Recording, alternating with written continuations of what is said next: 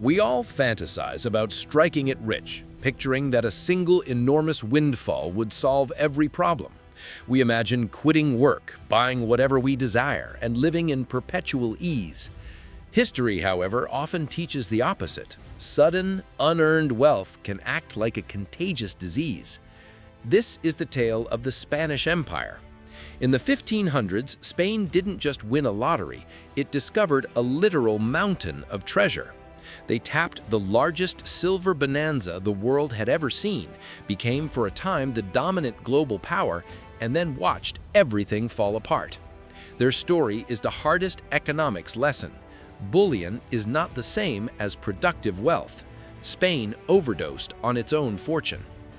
To understand the collapse, we must climb to a barren Andean plateau in present-day Bolivia. The year is 1545, the place Potosi.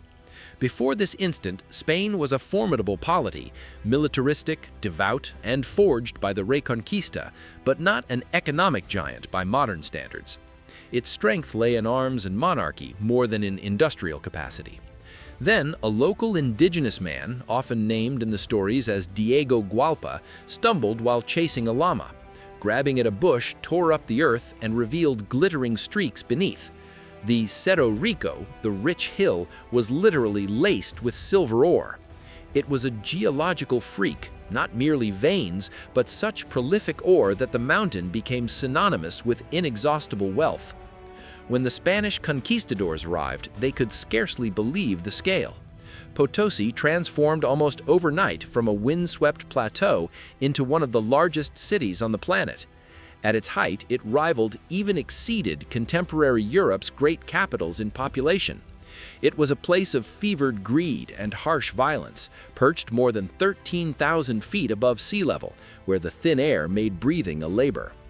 Yet extracting the metal was not a matter of simply picking up coins.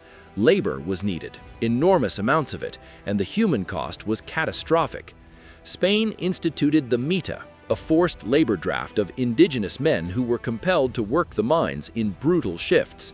Tens of thousands descended into suffocating tunnels on rotating schedules, hauling ore and enduring choking dust and the risks of collapse. Locals would say that if you squeezed Spanish silver coins, blood would run from them, an image meant to capture the human toll of the mountain that ate men. Extracting silver properly posed another technical obstacle. The ore was often low-grade and chemically tied to other minerals.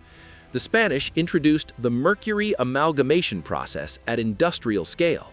Crushed rock was mixed with mercury and trampled, sometimes with bare feet, enabling the silver to amalgamate with mercury and later be separated and refined. It was an industrial revolution in metallurgy, ruthlessly effective but horribly toxic for the workers. The output was staggering.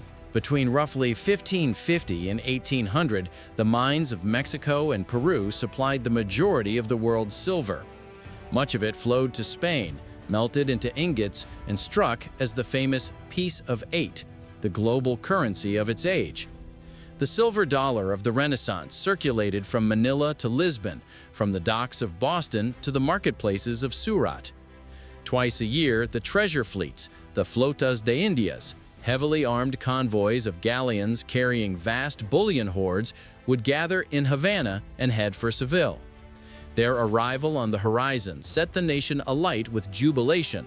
Church bells pealed, monarchs sighed with relief, and bankers salivated.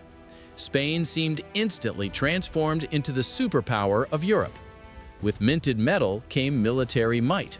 Spain fielded the tercios, disciplined, fearsome infantry formations that dominated European battlefields in the 16th century. Kings like Charles V and later Philip II fortified cathedrals with gold leaf and assumed a providential claim to leadership of Christendom. The silver gave them confidence, perhaps too much. They made a fatal error in conflating money with underlying productive capacity. They treated bullion as equivalent to sustainable wealth. That confusion proved ruinous. Money is a medium of exchange. Wealth is the ability to produce goods and services, food, clothing, ships, tools. Spain found an endless river of money and gradually ceased investing in productive capacity at home. Farmers abandoned fields. Artisans put down their tools. Domestic manufacturing waned. Why toil when the next fleet would arrive to pay for luxuries?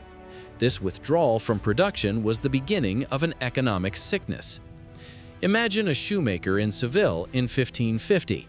Suddenly, wealthy sailors flood the city with coin. Customers have money, so the shoemaker raises his prices. The baker does likewise. The result is a general upward shift in prices across Spain, what economic historians call the price revolution. As the money supply ballooned with influxes of silver, the supply of goods didn't expand at the same pace. In medieval Europe, prices had been fairly stable for centuries. Now, with colossal amounts of bullion, inflation surged. Price levels in Spain rose dramatically, sometimes cited as increases of several 100% over decades. For ordinary people, the result was disaster. Wages lagged far behind prices, and peasants found themselves unable to buy the basics their grandparents could. Starvation returned not from a lack of food, but from mispriced money. Meanwhile, Spain faced another, subtler, and even more corrosive problem.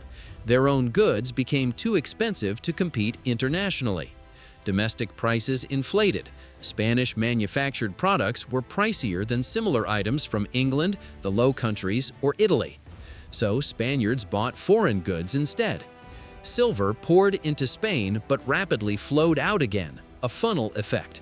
The treasure fleets unloaded in Seville. Within months, much of the metal had been spent on imports. In effect, Spain financed the economic growth of its rivals with American silver. As a contemporary quip put it, everything in Spain was dear except silver. The cultural consequences amplified the economic ones.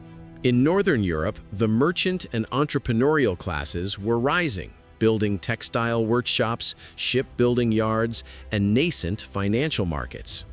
In Spain, a different social ideal took hold. The hidalgo, the gentleman of status who scorned manual labor, was the social model. Nobility and honor were prized above commerce. Working for a living came to be seen as base. Men sought sinecures, court posts, and rents instead of engaging in manufacturing or trade.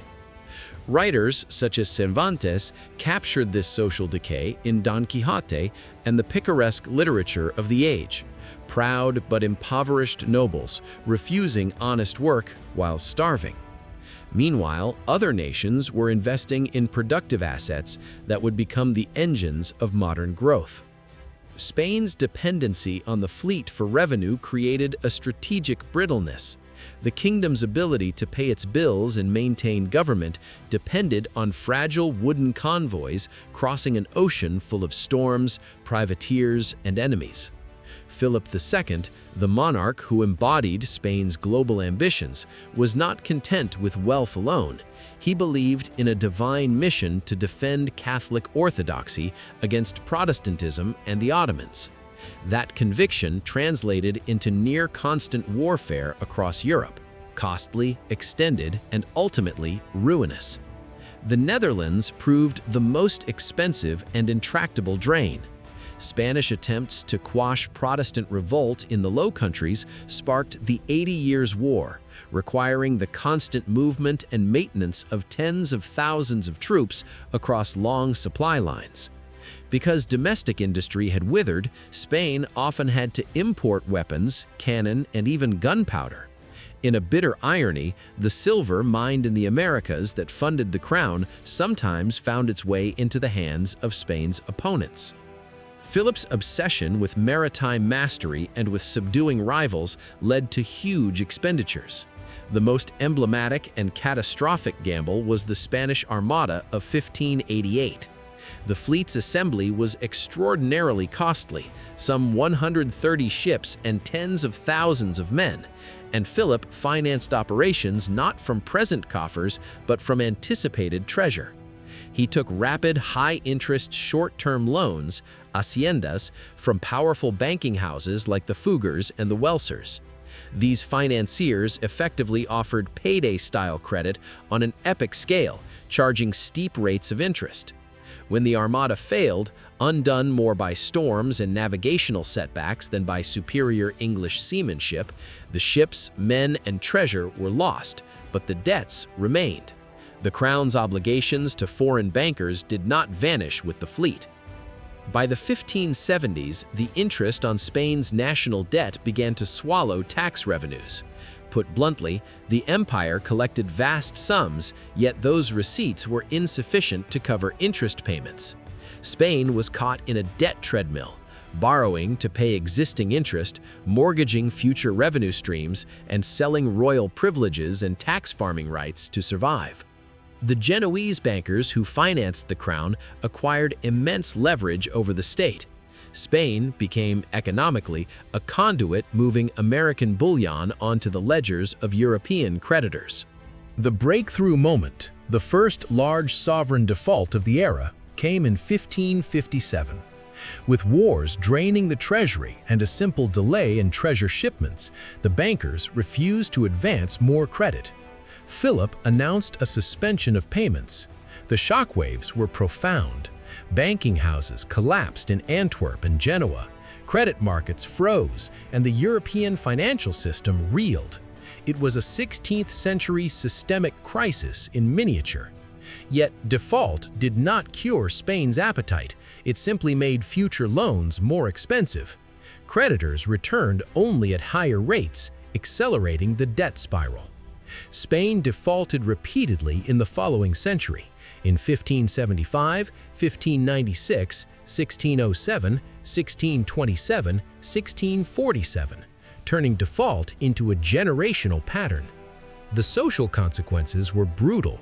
Unpaid soldiers mutinied, and in 1576 a band of unpaid troops sacked Antwerp, the Spanish fury, burning and plundering, deepening the Low Countries' push for independence and destroying one of Europe's preeminent financial centers. At home, to cope with cash shortages and the outflow of silver, the crown began monetary manipulations, debasing coinage and producing copper tokens, vellon, which were forced into circulation at face values that did not reflect intrinsic metal content. This amounted to a hidden tax and accelerated inflation. People hoarded silver, rejecting copper. The currency regime bifurcated, impoverishing the middle classes. Manufacturing and commerce shrank. Spain's urban centers emptied. Agriculture languished. As the Potosi veins weakened over time and mining yields declined, the problem worsened. Spain had spent decades buying its comforts rather than building sustainable industry or financial systems. While Holland and England reinvested capital and developed merchant shipping, banking, and proto-industrial activities that seeded their later dominance, Spain's economic base hollowed out. The empire that once cast a global shadow became by the mid-1600s a failing power, the sick man of Europe, with depleted resources and diminished international influence. The nations that had absorbed Spanish silver, notably England and the Netherlands, did not squander it on ostentation. They invested. Dutch and English merchants plowed capital into fleets, trade networks, industries, and nascent financial institutions. The Dutch led in commerce and finance. The English used accumulated capital and mercantile gains to underwrite later industrial growth. In short, the silver that flowed through Seville financed the rise of Spain's rivals more than Spain itself. Spain's history is a warning about the resource curse. Whether the bounty is silver in the 16th century or oil in the modern era, sudden resource-derived wealth can sever the crucial link between work and reward, erode incentives to produce, and generate dependency. Easy money creates a fragile rentier economy. Spain believed it had been granted destiny by providence, but in reality it became a slave to the cyclical demands of treasure fleets and creditor ledgers. They mistook bullion for self-sustaining prosperity. Instead, they discovered they had traded economic resilience for temporary glory. That is the tragedy. Spain thought itself master of a global order, but became captive to the very fortune it had found.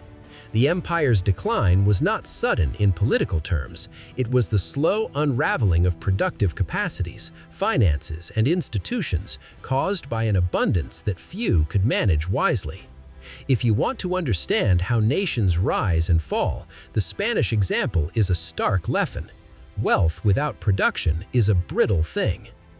Thank you for watching. If this examination of economic rise and collapse interested you, subscribe for more videos that explore how historical forces shape modern outcomes. We'll see you in the next one.